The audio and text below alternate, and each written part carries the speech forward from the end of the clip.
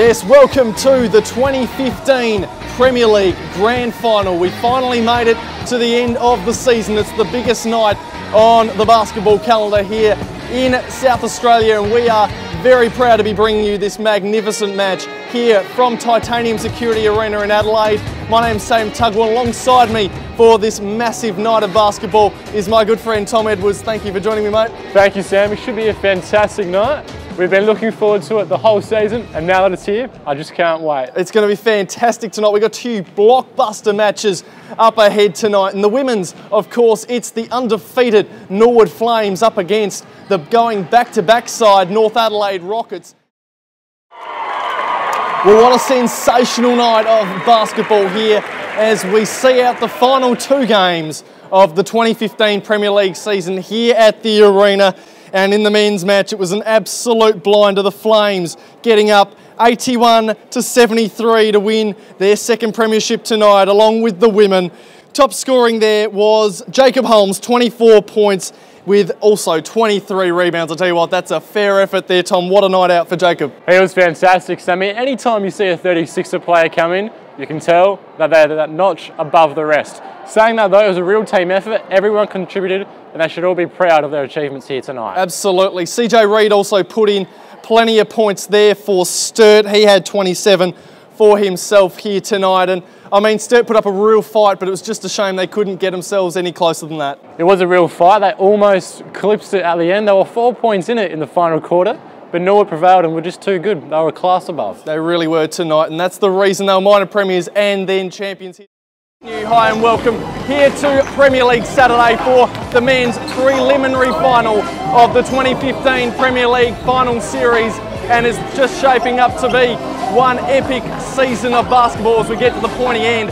The winner tonight takes the final spot in the 2015 Grand Final, and they will face the Norwood Flames.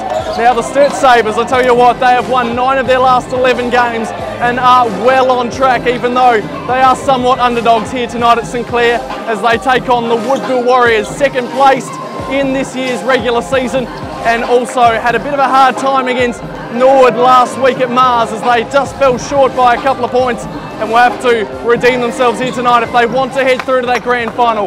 We have those men's highlights here for you tonight. Let's check them out.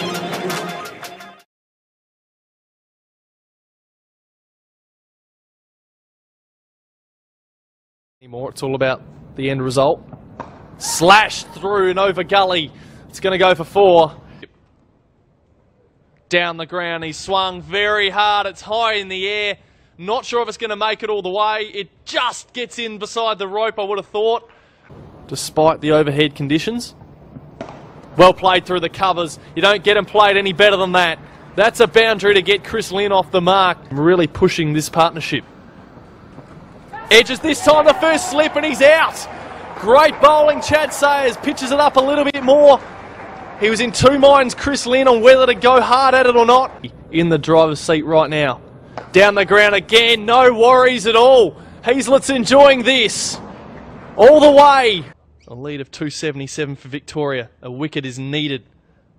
Driven really well through the covers. And 4 more to Glenn Maxwell as he brings up his 15th first class 50. And there's the single. It's a pretty comfortable one. And the Queensland opener at 19 years of age, Matty Renshaw, with a 200-ball century, is second in first-class cricket, and he's knocked it up in superb fashion. It's going to be a tough work for the Redbacks. That one's cut through the offside. Point fielder can't get anywhere near that, and another boundary to Hanscom. Down the ground again, he goes big. That's massive. That's all the way. Look, probably the most dangerous of the bowlers today. That one wide. That one's hit very hard. That's in the back of the stands. Thank you very much. So Mitchell Stark into Ferguson. Oh, he's got him right on the body.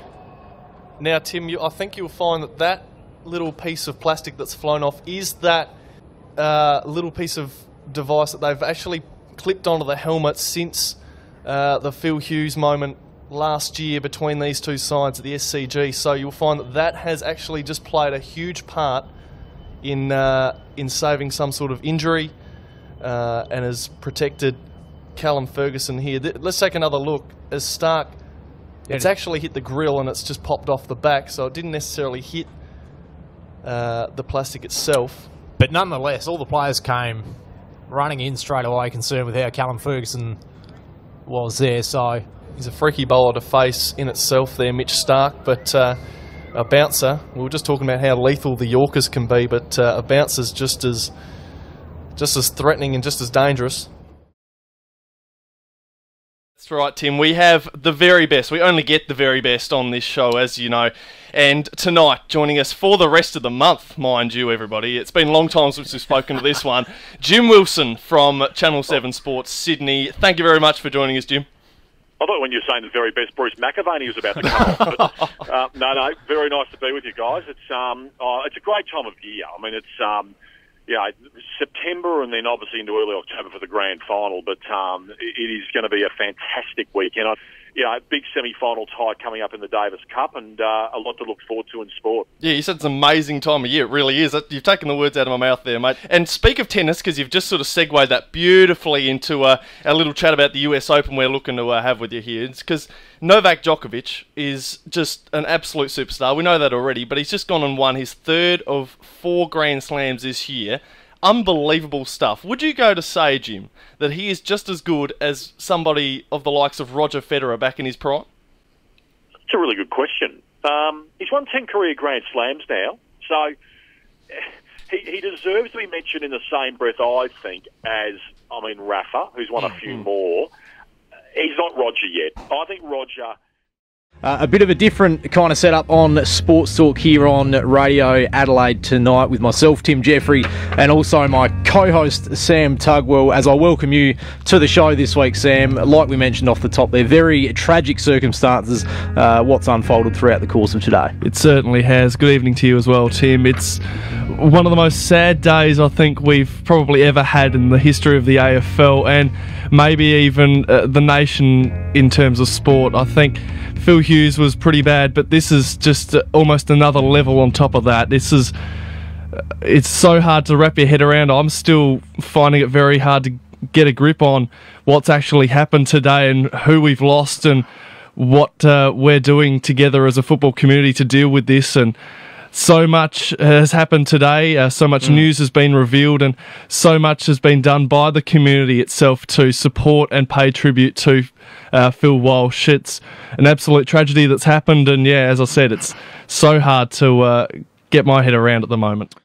For quite a long time, and yeah, looking forward to this one-day series and the T20 World Cup, which is coming up pretty soon as well. So yeah, you mentioned the T20 World Cup. That one's coming up just in a couple of months, and there's so many players in the Big Bash that are dominating that at the moment. But I think the one-day cricket is also a good stage for some of these players who are a little bit more experienced to still sell themselves, because they're obviously not playing in the Big Bash, which is where a majority of the T20 players, I guess, are going to be picked. But the one-day stuff as well, there's players like George Bailey, who's very eligible to play in that T20 competition. He probably should. Yeah. Players like Aaron Finch is playing one-day cricket. He needs to perform as well to prove himself. So many names in there that really want to push for that T20 selection for that World Cup as well. Absolutely. But one, namely, which is very, very close to home, Kane Richardson has just been put in that one-day setup, which is fantastic, wearing that Aussie gold. He'll be. It's great to see him in the one-day setup, but also great to see him trying to perform at an international level to push for that T20 World Cup as well. Yeah, absolutely, mate. It's, as we've sort of